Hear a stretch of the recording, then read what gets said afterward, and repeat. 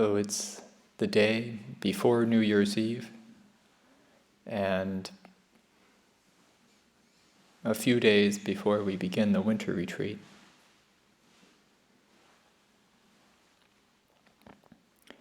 And one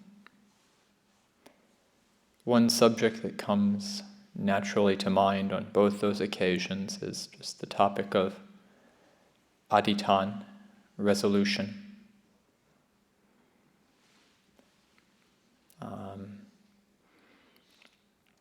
The New Year's resolutions have a somewhat checkered and laughable history.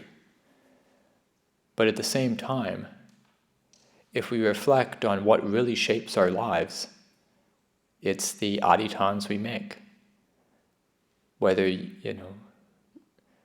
if your marriage, your ordination, the school, if you choose to go to college, these are all serious commitments, multi-years, and they shape our lives. And we can't avoid making them. So it's important to reflect on these topics.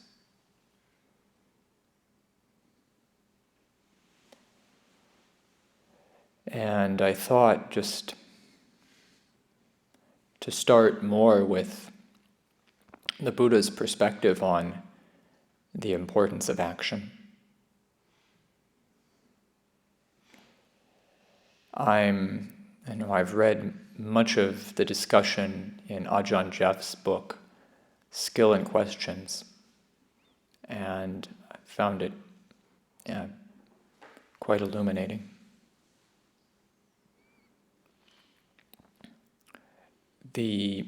Ajahn Jeff's looks at the Pali Canon and explains that there are two teachings that the Buddha regarded as categorical, in other words, true across the board. And one of these is teachings on unskillful versus skillful action, that there is a distinction, and if you do unskillful actions, that will have negative results. Skillful actions will have positive results. And then the second categorical teaching is the Four Noble Truths, which is the more complicated of the two, but can lead to full awakening. But the realm of adhitana, resolution, is pretty much in the first category, regarding the first categorical truths, skillful and unskillful actions. And again, Ajahn Jeff notes that the Buddha placed great importance on the fact that actions have results. Our choices matter. Apparently, the Buddha usually didn't seek out debates, but there were a few teachers, I guess, he tracked down who asserted that actions had no consequences, and therefore you really didn't have to pay attention to the way you lived your life. Either life was what would happen to you was either determined by fate or by random chance. But either way, what you did didn't really count. And so, you don't have to think much about your actions. Just live. And the Buddha pointed out that, these were samanas teaching it, but they lived according to these, conventions of being a samana. But if they thought actions didn't have any results, why did they bother to live that way? I mean, there might be more pleasant ways to live. So that was, and in his own search, the Buddha never even discussed talking with those teachers, much less studying under them. So, there's there's a number of different lists of skillful and unskillful action. One of the most basic is just the precepts. Everyone here recited the 8 precepts just tonight, which lay people take on for a day and a night on the lunar observance days, and residents of the monastery live under all the time.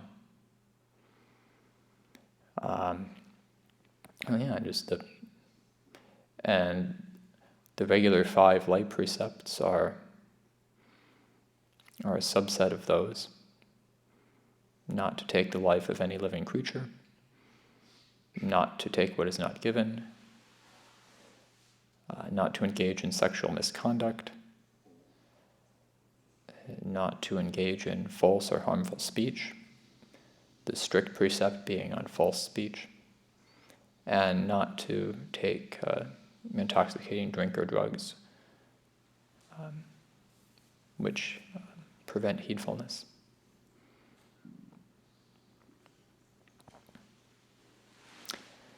I think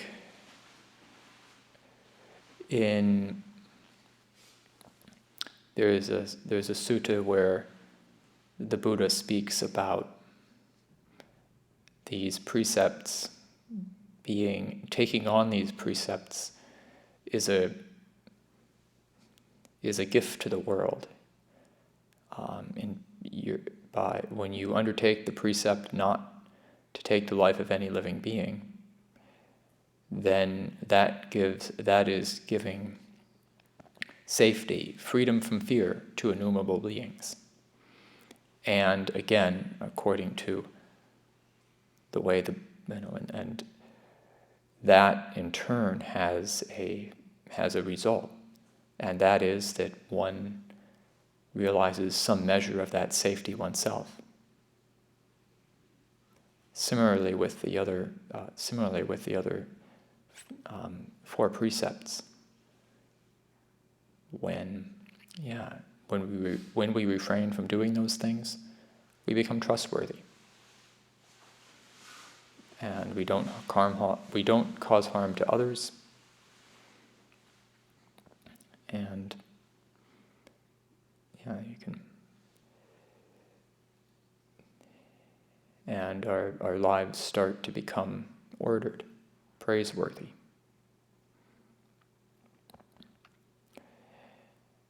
And there's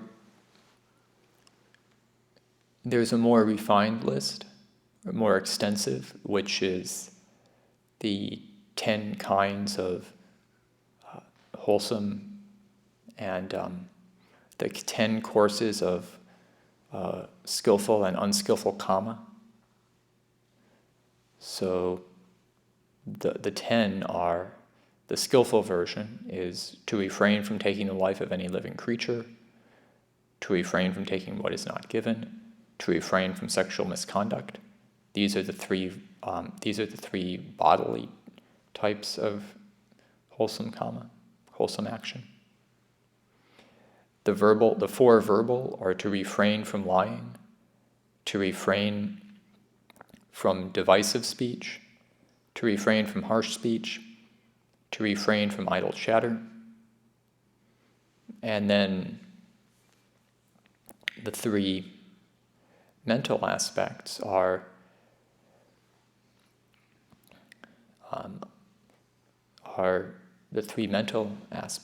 non-ill will, non-covetousness, non-ill will, and right view.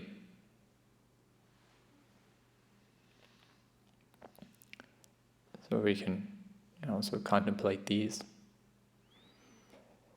And then again, the Buddha's emphasis was that in all cases, he asserted that unskillful action leads to long-term suffering and harm. Skillful action leads to long-term benefit and happiness. The short-term results are not as clear as the long-term ones. And my understanding is that's that's nearly a definition of what skillful and unskillful are, what results they lead to in the long term for ourselves and for others.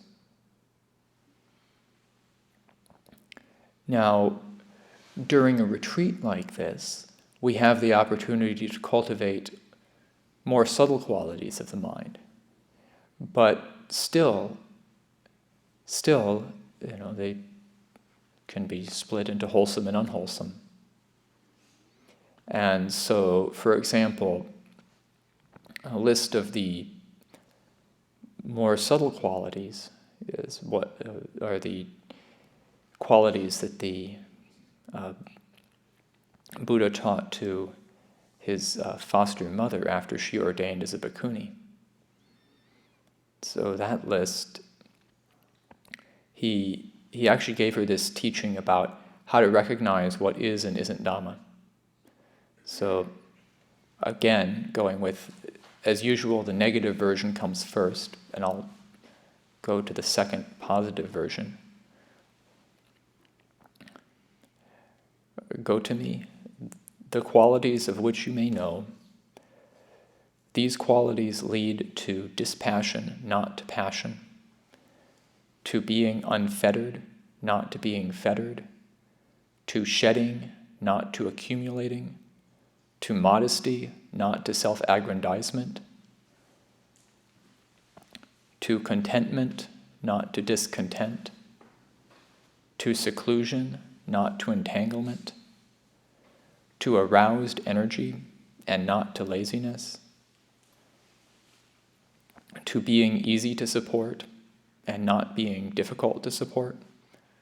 These qualities you may know.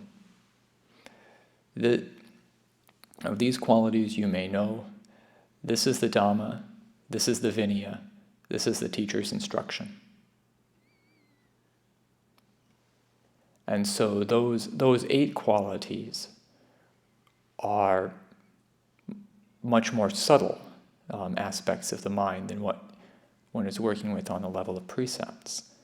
But still, the difference between skillful and unskillful.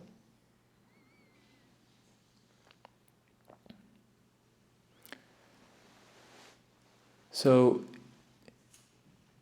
it's important to keep, when we're contemplating resolution, adhittana, and what are skillful commitments and what are unskillful commitments, it's useful to keep these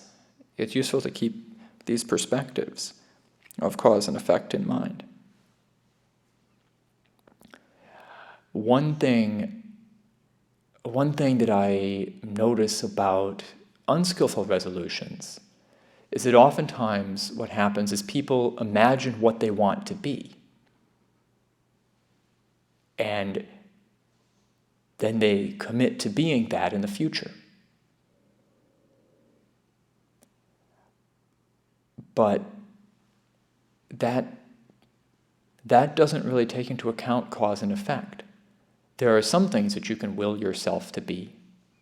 I will, say what? I will, It depends. It actually depends on one's skill. You can, for instance, the precepts are something you can commit to. But it's much more challenging for most people. Most people can't say, well, today I'm not going to have a thought of ill will.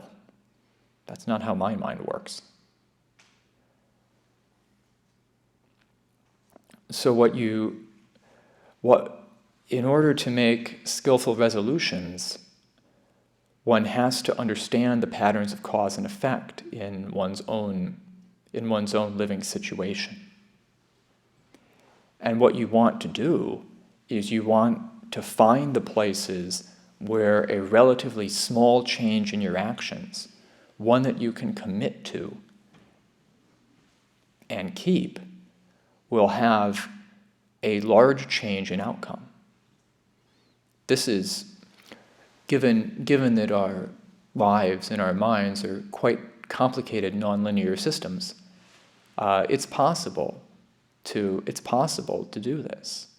But it takes attention, it takes skill.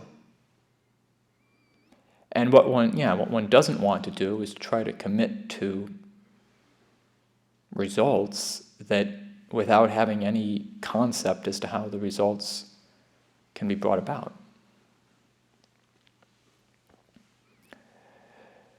So just to give an example, I've for many, many years I've had a habit of scratching pimples. But I've tried various times to stop that, but not much success. On the other hand, I noticed that when I'm on retreat or other situations where my mindfulness is heightened, without even making any effort, it's like, I'm not doing that anymore. That's an example of a trailing, an effect rather than a cause. I'd be better off thinking, how can I be more mindful? How can I put in the causes to have a greater mindfulness, and then not scratching pimples will happen quite naturally.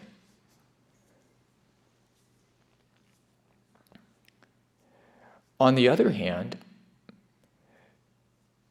there are other causes that have much more effect.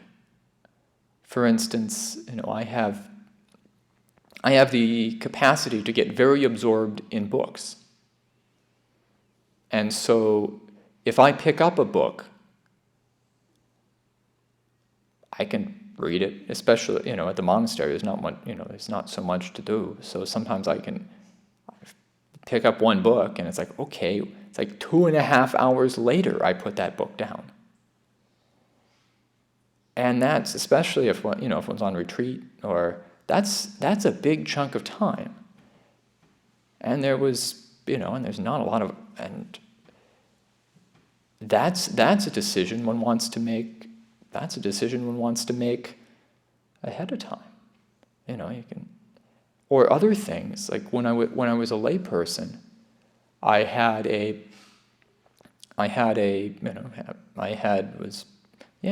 there were years where I was quite, basically addicted to particular video games. And I could see in the course of my paying attention to my mood and how things went,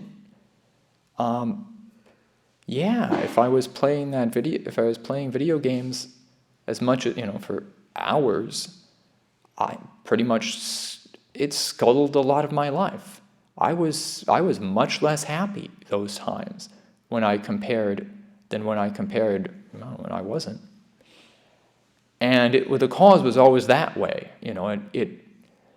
There were causes in terms of why I would play video games, but that was, if I could keep myself from doing that, I'd usually find something better to do. And certainly that had a less negative impact on my mental states. So those are examples of causes, and recognizing the two is important.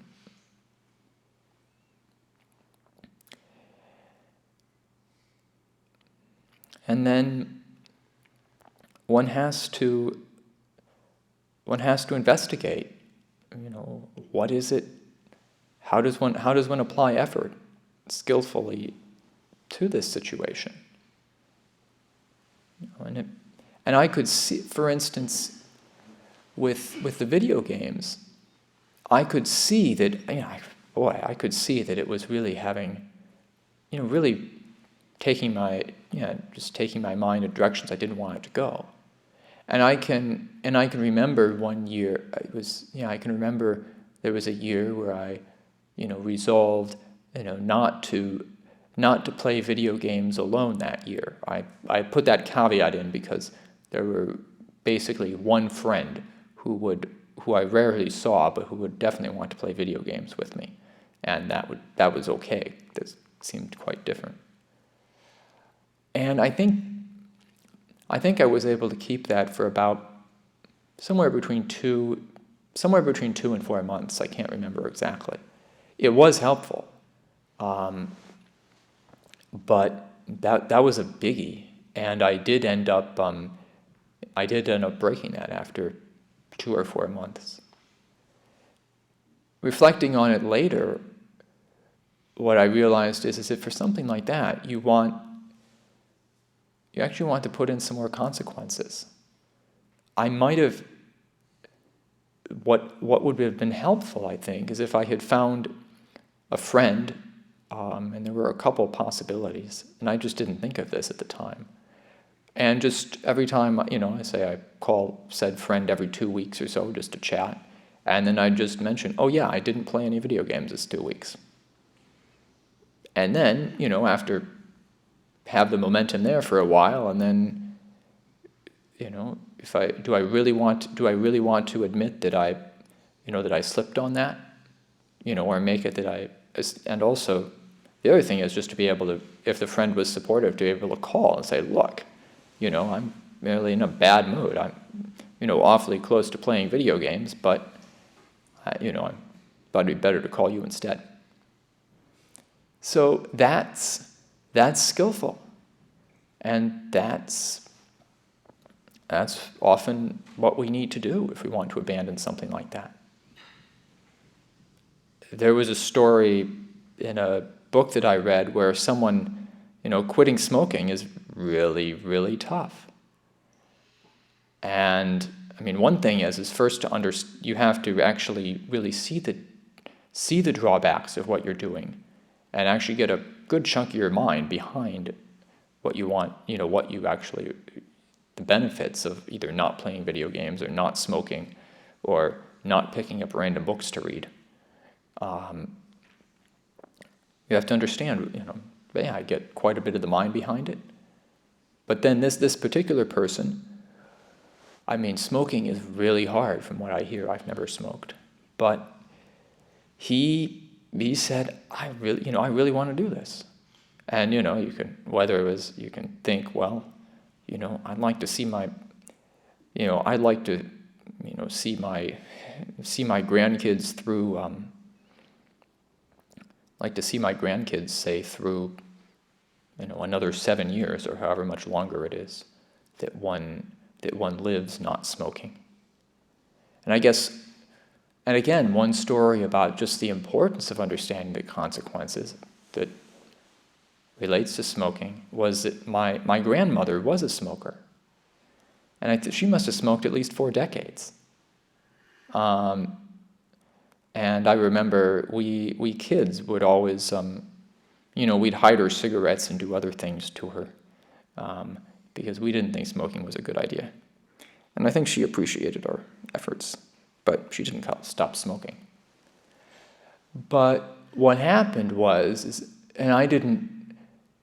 then one year, Grandma wasn't smoking. And oh, wow, what happened?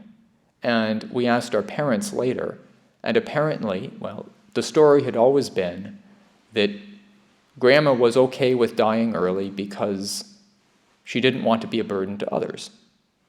But she had bad circulation in her legs, and it was getting worse.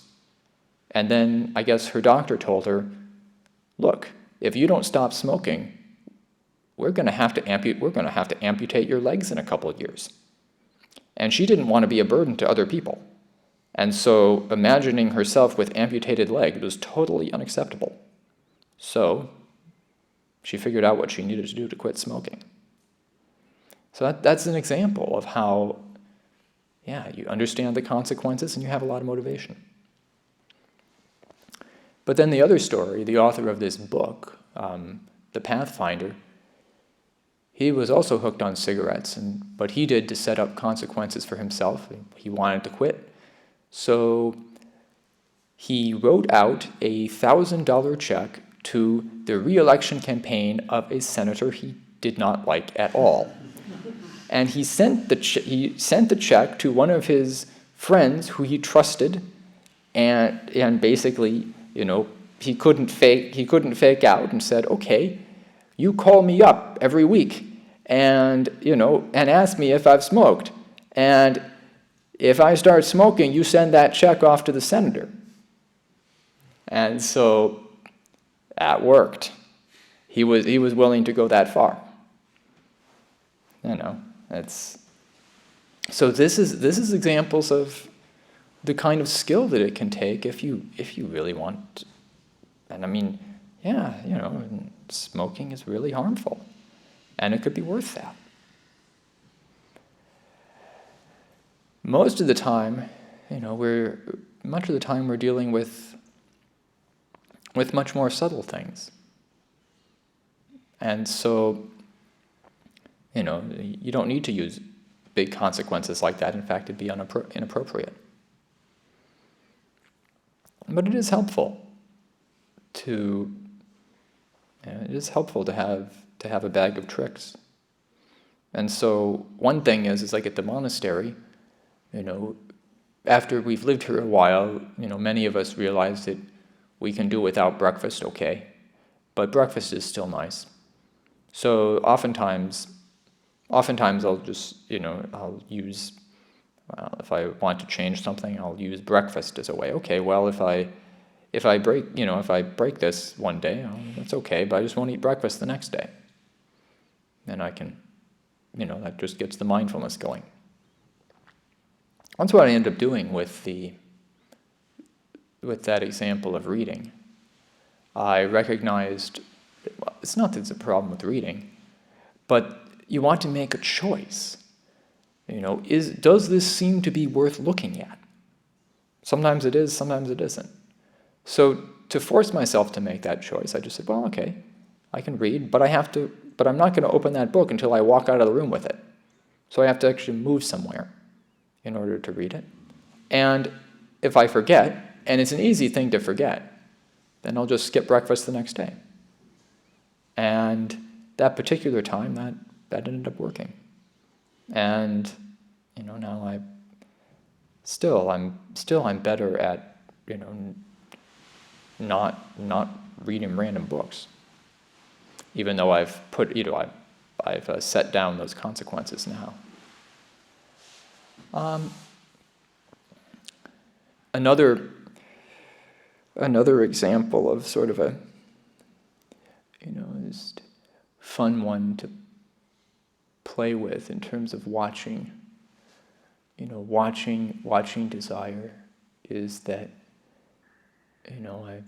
sometimes I would notice like having lots of desire around the food line, which is totally common. But one thing that I worked with was, okay, look at the food, look at the food on the food table. Just, okay, what's the most desirable thing out there? Be really honest, and then just not take it. So whatever the one most desirable thing out there is the one thing I won't take. And at least the way the food is at Abhayagiri, would be in absolutely no danger of starving. That's guaranteed. But you can watch, and that's a curious one. There's also the ascetic practices, the dhutangas, which we can take on from time to time, which are useful for enlivening practice, shaking off defilements. It's important to take these on for the proper reasons. I think it may actually be a dukkha to take them on if you want, if your motivation is to impress other people or get special favors because so-and-so practices so and such a dhuttanga. But there's actually quite a few people practicing, various dhuttangas in the community, and if you're curious, you can ask them about what the benefits are. I've done a few from time to time.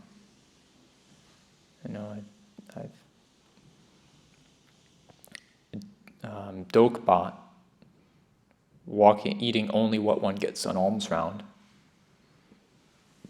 is a practice I've taken on from time to time. And I can remember when I first tried, and not eating breakfast, so just everything that day. I remember when I first started this practice, I was, that would sort of start obsessing my mind from the day before. I'd think, well, I'd better eat a whole lot today because I'm going to eat because I don't know what I'm eating tomorrow. It'll be tokpat. And and I just got to watch that. But then as the weeks went on, it became just more normal and less obsessive. So even if I went an alms round where I didn't know if I'd get any food, I wouldn't be thinking about, when I get out of the van, I wouldn't be thinking about, am I going to get any food or not? It was just like, my mind just thought about the other things it usually thinks about, which, aren't altogether, usually often not altogether skillful either. But it was just interesting to watch how how consistent practice of one of the Dhutangas lessened one particular craving or obsession. And that's what they're designed for. That's what they've been doing for a long time. Another trap that can happen in making commitments is that you make a commitment in one situation for one amount of time, and I do recommend putting time limits on most of the small commitments that one makes. It really we knew that, and then in fact almost everything you want to review in not too much time, because who knows if it's going to come out the way you expected it to. And it's more helpful to be able to keep a commitment for, say, 3 days and then realize, I committed to do that for 3 days, but after all, it wasn't a good idea after all. But I still made it 3 days. Okay. That can be more skillful than trying to do that same thing for 3 months and then after 3 days realizing this isn't working at all. I'd better quit. That's okay too. You sometimes make that mistake. But one thing is that if you have made a commitment for, say, 2 weeks and you find it helpful, and it produces good mind states, then say some months later, one can think, well, those were good mind states. I'll make that commitment and get the same mind states. Now, sometimes it works, sometimes it doesn't. You have to watch the other conditions. For instance, during my solo retreat, I made I decided to basically after waking up, I'd do 10 minutes of walking meditation outside, and before going to bed, I'd do 10 minutes of walking meditation outside. This was actually quite helpful. And it wasn't just getting up and actually getting things moving instead of just getting up and sitting. And and then about a week ago, we were coming towards the retreat. I decided, well, I'd like to be more diligent. Why don't I try the same thing? So I made the same commitment. But I didn't pay enough attention to the differences. It's a lot colder outside now, and it's not that the cold itself is the problem. It's that I don't like cold. That's a problem, and I especially don't like cold right when I'm just waking up. And the other thing that I didn't realize or didn't fully recognize, is that those were two solo week retreat. Those are 2 weeks of solo retreat. Not much was going on. My mind state was much more in my control. Whereas, we still have work periods. We still have, meetings and people calling and issues coming up. And I don't always deal with those issues as skillfully as I'd like to. And, so external things can really tip one's mind state around. And so, yeah, it's for those two reasons, I ended up, for at least 2 days in the past week. Some days I went out and walked, but at least 2 days I missed.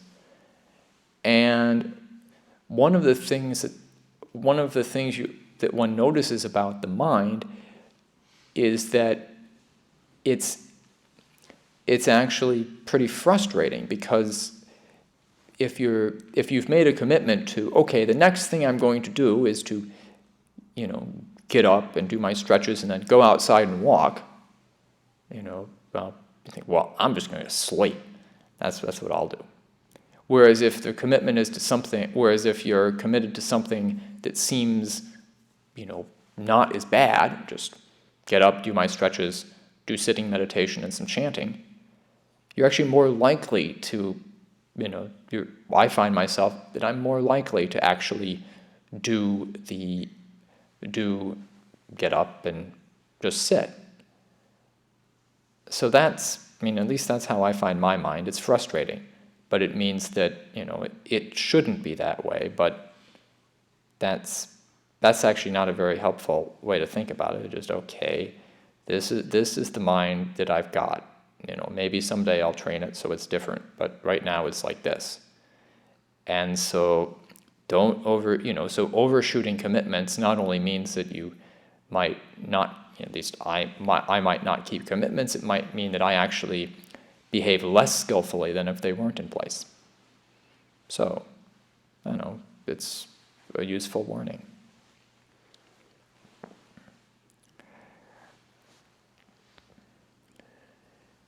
But I guess just reflecting on this,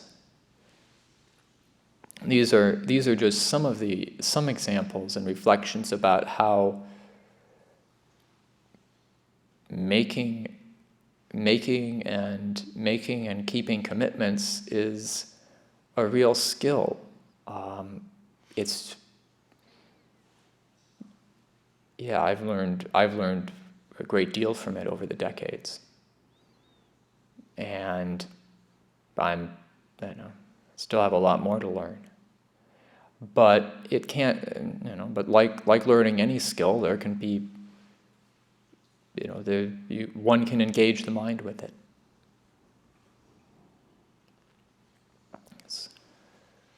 One other commitment that I found useful as a layperson was just to, I think it was about 2 years before coming here, I kept the Uposatha lunar days, and I kept them I was pretty strict. I wasn't eating, I wasn't going to eat dinner or afternoon. So my research group,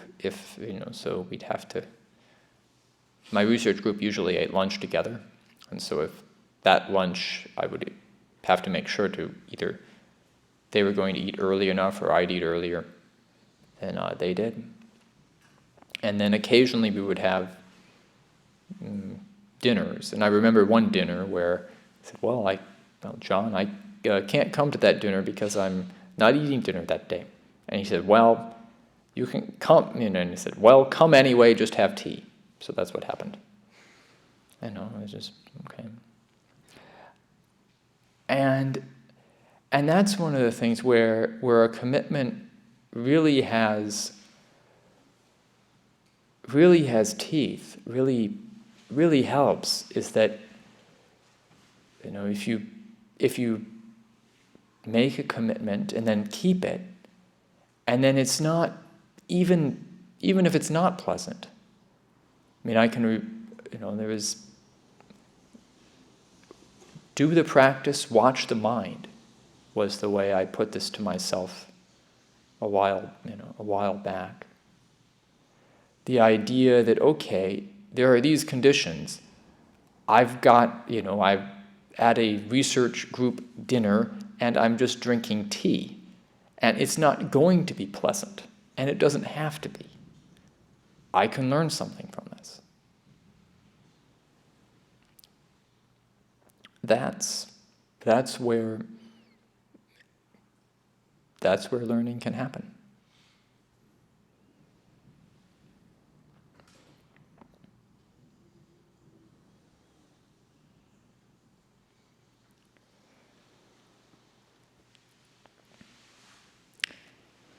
So tonight we have the opportunity to stay up late if we want, it's one opportunity for commitment.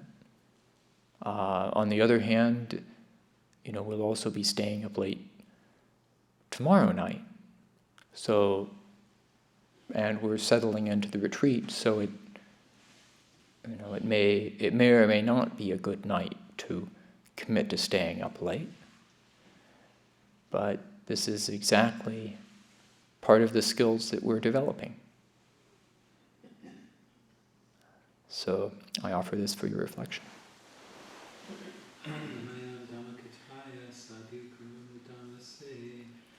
Sa